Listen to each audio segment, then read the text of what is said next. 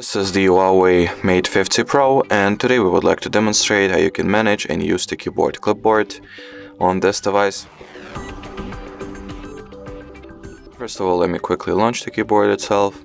Then, in order to open the menu of keyboard options, tap on this little keyboard and globe icon over here at the top left corner.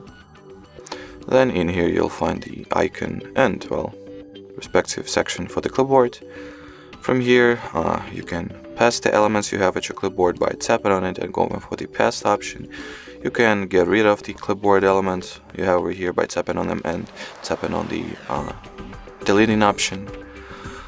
Or in order to add something to your clipboard, just copy basically anything. So I'll copy this, and once I get back to the clipboard, I'll see that it has been added as the most recent clipboard entry. Alrighty, so that would be it for this video, guys. Thank you so much for watching, and bye bye.